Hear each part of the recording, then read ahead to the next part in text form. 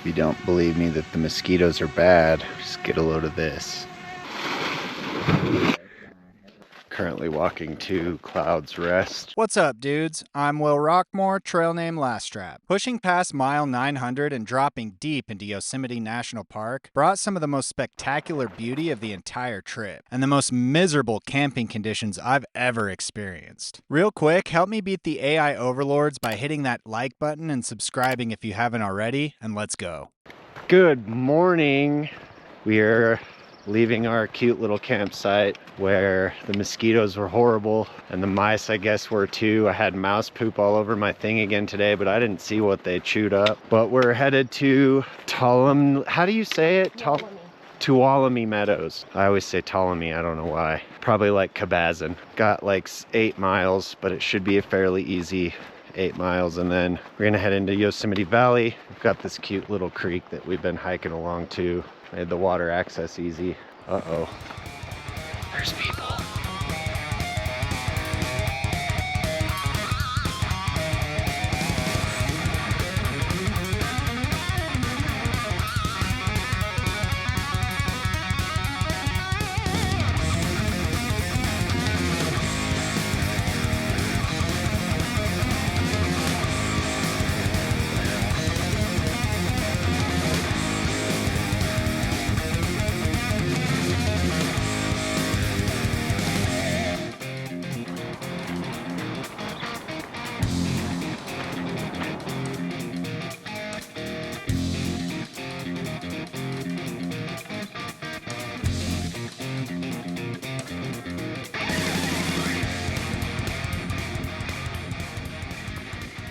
Camped here in mosquito hell. This is Sunrise Lake, right? One of them, yeah. Sunrise Lake campground before we go to summit Cloud's Rest very early. Sounds like we're doing a sunrise hike again. I'm very thrilled. These guys are especially thrilled. Look at them go.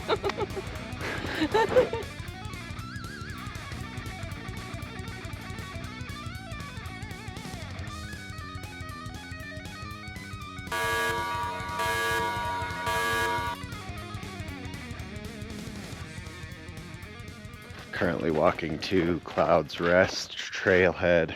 Got basically no sleep because we just got fucking swarmed by mosquitoes all night, but gonna hopefully make it there for sunrise. We're trying to hurry. Kind of a slow start for me, so should get some good footage of the peak here in a minute.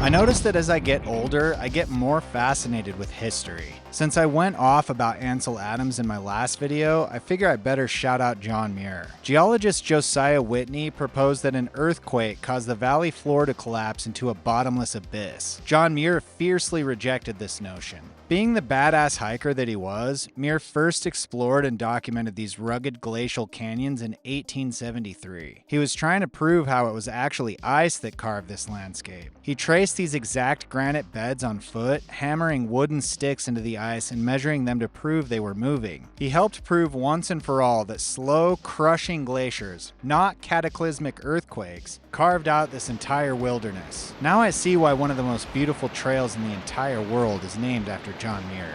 But understanding how the landscape was built is one thing. Living in it, largely isolated, is a completely different game. I've spent weeks walking these deep canyons now. The silence stops being peaceful and starts forcing you to look inward. Out here, there are no distractions, no notifications, no background noise. So when something goes sideways, like getting eaten alive by mosquitoes, losing gear, or the aching body, the mental weight multiplies. Every little thing feels massive when there's no one else around to help you solve it. And that exact Type 2 fun is what makes this side questing away from the daily grind worth it to me. Knowing that if I complete this, nobody will ever be able to take away my knowing of what I'm capable of. I'm starting to have deep realizations and amazement of what people are capable of. Because even almost 1,000 miles in, imposter syndrome is real. But at the end of the day, we're all a lot tougher than we think we are. We got up this morning and decided to take a little side quest to the Grand Canyon of Yosemite, allegedly.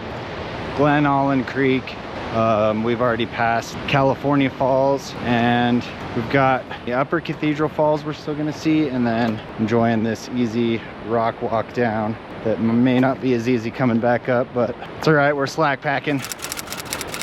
And then we'll get back on the PCT later today after we have some fun soaking in Yosemite National Park. It is absolutely gorgeous. I've been having a blast. It's hard to leave this place.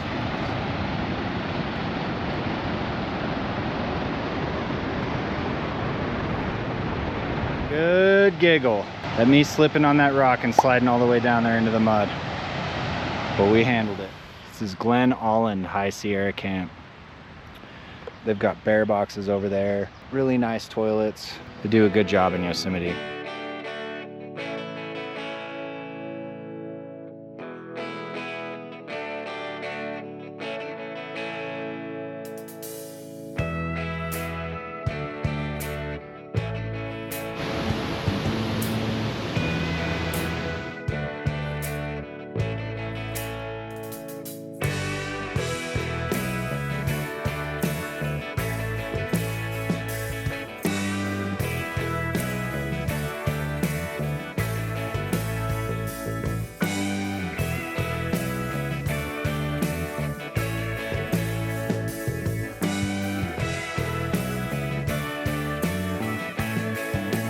Back on trail after deciding to zero at Glen Allen Camp. It was really nice. Had a nice little waterfall outing last night after a long nap. Got lots of rest. Ate all my food. I think we got 4 days to Kennedy Meadows North. Hopefully, supposedly there's gonna be some trail magic there for the 4th of July. But I'm gonna try and make it there early enough to hit the shuttle at 10, grab a package and bounce out to Pinecrest is the tentative plan right now, because I've read that it's super expensive there, and Pinecrest has some trail angels that live on a lake with a cabin, bunch of dorm rooms that have kayaks and stand-up paddle boards, and just sounds like a better time. So, but we'll see when we get there.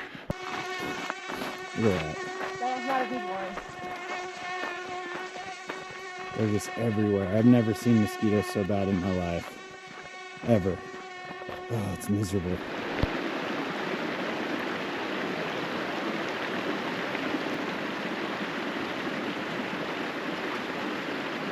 Badass. It's Miller time. Skeeters ready to eat us. When you look at these canyons on a map, they seem kind of detached from modern civilization. But these rugged contours hold layers of overlooked history.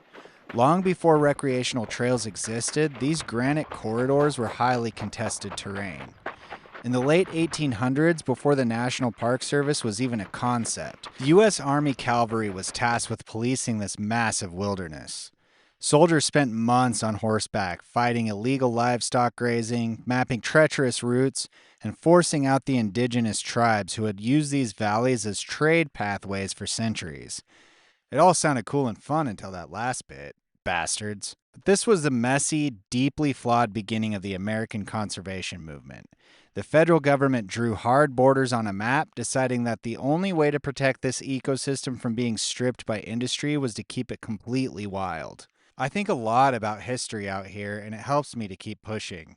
After all, if people were walking these mountains and canyons hundreds or even thousands of years ago before ultralight technology was even a pipe dream, surely I'm built for this, right? right?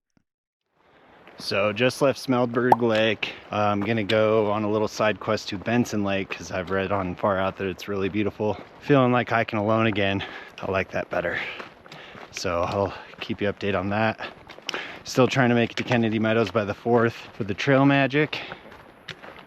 So beautiful out here. Still in Yosemite National Park. Aiming for Wilma or Wilmer Lake tonight. Maybe a little bit further, depending on what time it is that I get there. That way it'll be less miles. Low-ish on food, because we did that 0, but should be all right. I'll make it work.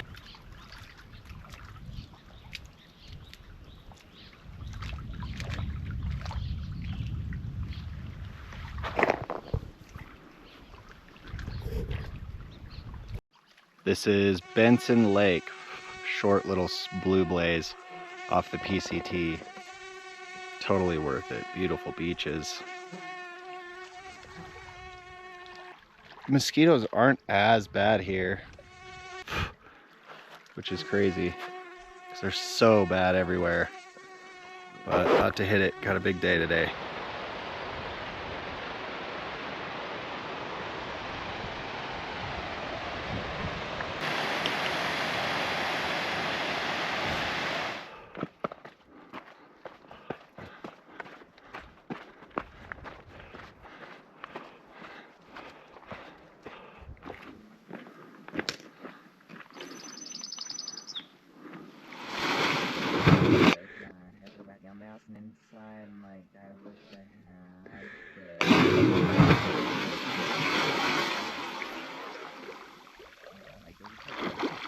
Woo! This one looks a little bit gnarlier, but we gotta handle it.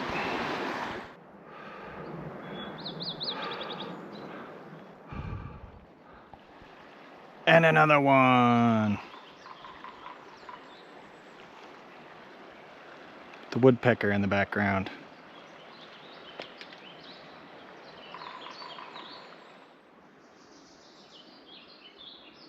Bruh, what's up?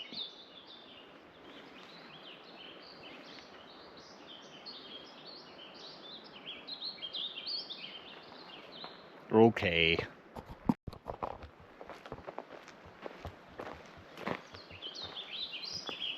Okay, but you're like right on the trail, dude.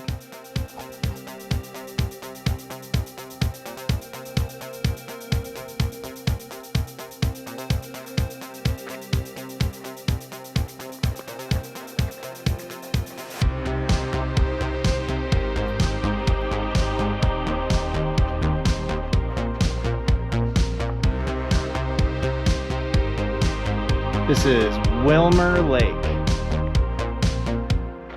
Weather looks nasty, but let me keep going a little bit.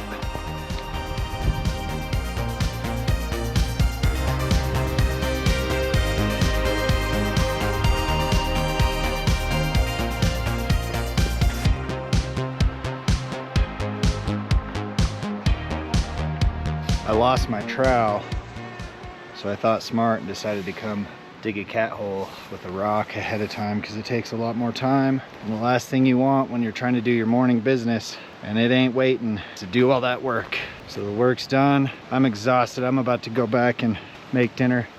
Hopefully I can find this. Yeah, got it.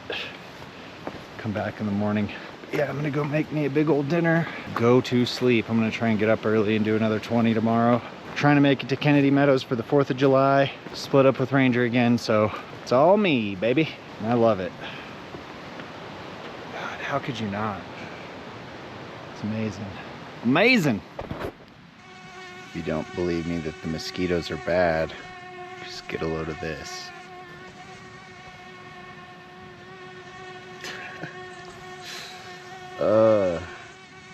Make you never want to leave your tent.